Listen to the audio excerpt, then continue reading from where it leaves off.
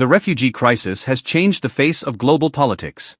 Since the early 2010s, wars, instability, and extremism in several Muslim-majority regions have triggered mass migrations. Millions of people sought asylum in the West, but not every country welcomed them with open arms. Some refused entirely, others imposed silent barriers. You are about to discover 10 countries that for various reasons refused Muslim refugees or made it nearly impossible for them to settle. From cultural concerns to national security, the motivations are as diverse as they are controversial. Stay until the end to find out which country made its rejection of Muslim refugees an official part of its policy. Let us begin. Number 10. Japan is one of the wealthiest and most technologically advanced nations in the world. Yet, it remains deeply reluctant to accept foreign refugees, particularly from Muslim-majority countries. Despite international pressure, Japan approved only around 20 refugee applications in the year 2015 out of over 7,500. That is less than 1%. This pattern has continued with only small changes in refugee policy. In 2021, Japan received over 3,000 asylum applications, but approved just 30. The reluctance is rooted in a mix of cultural, legal, and societal factors. Japan values its cultural homogeneity and has long maintained a restrictive immigration system. Its legal definition of refugee is narrow, often excluding even those fleeing war zones. Additionally, there is limited infrastructure to integrate newcomers, especially from unfamiliar cultural backgrounds. Islam remains little known in Japan, and this unfamiliarity breeds caution. Public sentiment leans toward skepticism, with media coverage often portraying Muslim societies as unstable. As a result, Japan focuses more on financial contributions abroad. It ranks among the top donors to UN refugee programs, but at home, its doors remain mostly closed. Japan's example shows that wealth does not always translate into openness. Number 9. South Korea presents a paradox. It is a modern democracy with strong economic growth. Yet, it has some of the most conservative immigration policies among developed nations. The country's reaction to Muslim refugees highlights this contradiction. In 2018, 500 Yemeni asylum seekers arrived on Jeju Island, taking advantage of a local visa-free entry policy. The response was immediate and fierce. Public backlash erupted on social media, and within weeks over 700,000 South Koreans signed a petition calling for their deportation. The government quickly removed Yemen from the visa waiver list and tightened immigration controls. Only a handful of those asylum seekers were granted temporary humanitarian visas. Fewer than 5 received full refugee status. South Korea's refugee approval rate hovers below 5%, one of the lowest in the world. Islam has little presence in Korean society, and many citizens view it through a lens of fear and misunderstanding. Concerns about terrorism, cultural incompatibility, and religious practices such as halal slaughter or hijabs feed into the anxiety. Local news reports often reinforce negative stereotypes. Government officials argue that integration would be too difficult given the country's linguistic and religious homogeneity. As South Korea faces its own demographic challenges, it remains unwilling to offset them with Muslim immigration. Instead, it prefers highly skilled labor migration from select countries, keeping its refugee door almost entirely shut. Number 8. Slovakia is a small landlocked country in Central Europe. Its stance on Muslim refugees is clear and unapologetic. During the height of the European migrant crisis in 2015, Slovak officials announced that the country would accept only Christian refugees. The justification was framed as cultural compatibility. Officials argued that Muslims would not feel comfortable in a country with no mosques and little experience with Islamic traditions. Critics around the world condemned the move as discriminatory. Slovakia accepted only a few dozen refugees, nearly all of them Christian.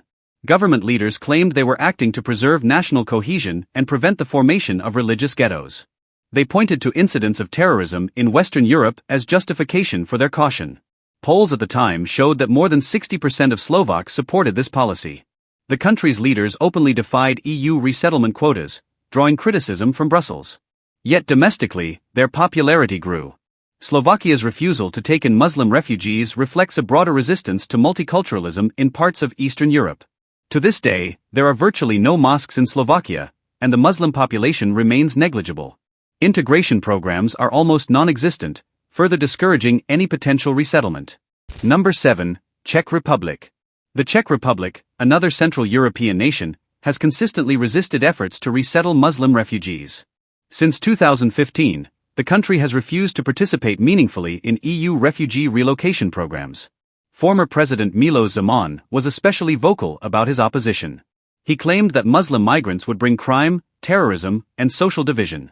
In 2016, he publicly stated that integrating Muslims in Czech society was practically impossible. He cited cultural clashes, the rise of no-go zones in Western cities, and the fear of Sharia law. The government echoed his views, even refusing to take in Muslim children, orphans from Greek refugee camps. Instead, the Czech Republic prioritized short-term humanitarian aid and investments in refugee camps. Abroad, Islam is a minority religion in the country with few active communities and no political representation. Surveys show that most Czechs view Muslim immigration with suspicion. Anti-immigration marches have occurred in Prague and Brno, often linking Islam with threats to national sovereignty. Even as part of the EU, the Czech Republic has consistently prioritized national cohesion over international obligations. Today, it remains one of the most closed countries in Europe when it comes to Muslim refugees. Number 6. Poland has perhaps the most uncompromising stance on Muslim refugees among EU nations. Since 2015, its government has turned rejection into policy. The ruling Law and Justice Party came to power partly on a platform opposing Islamic immigration. Leaders argue that accepting Muslims would jeopardize Polish security, culture, and Christian heritage. Poland has not accepted any Muslim refugees under the EU's quota system, citing national interest. In 2017, the Prime Minister stated that Poland would not be blackmailed by Brussels. Instead, the country has welcomed a limited number of Christian families from Syria and Iraq. Public opinion strongly supports this policy. More than 70% of Poles believe that Muslim refugees pose a threat. The media often portrays Islamic culture as incompatible with Polish values. Poland has also refused to build mosques or recognize Islamic holidays. The government funds border walls and surveillance to prevent unauthorized entry. This hardline approach has earned both criticism and admiration globally. But for Poland, the priority remains simple: national security over foreign obligation. It continues to push for EU reform that would remove refugee quotas entirely. Before we continue with the top 5, we invite you to support this channel.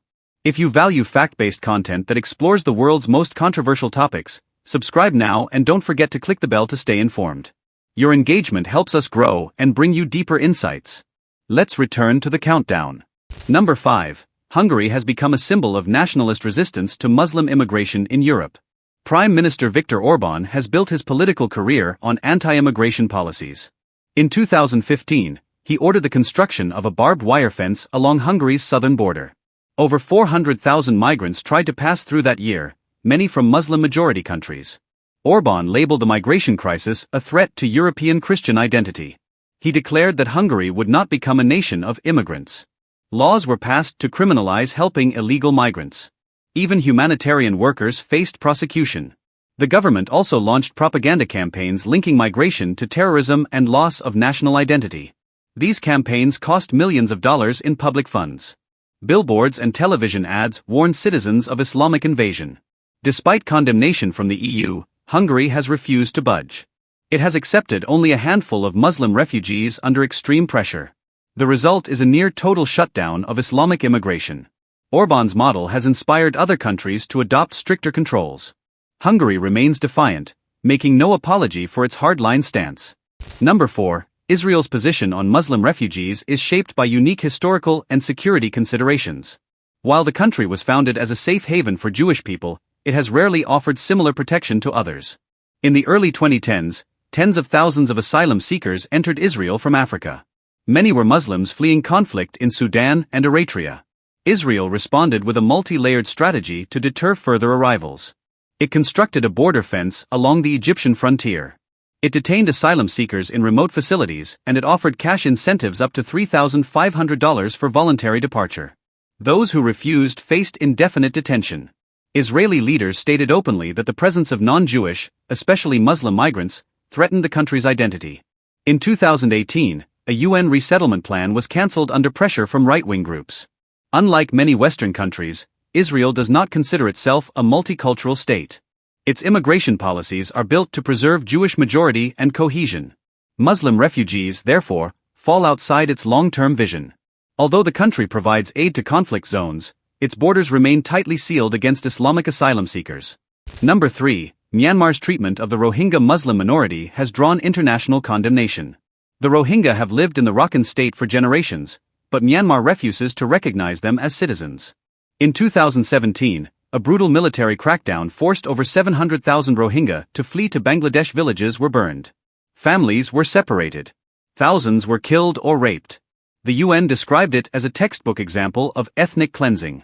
Despite global outrage, Myanmar has not reversed its policies. It continues to deny citizenship to Rohingya and resists efforts to repatriate them. In domestic media, they are portrayed as illegal immigrants and extremists. The government maintains that it is protecting national sovereignty from foreign influence. This rejection extends beyond borders. Myanmar has refused calls to accept any Muslim refugees from other regions. Its policies reflect a deep-rooted fear of Islam among the majority Buddhist population. The country stands as one of the clearest examples of institutional rejection of Muslims, both foreign and domestic. Number 2, India's case is complex.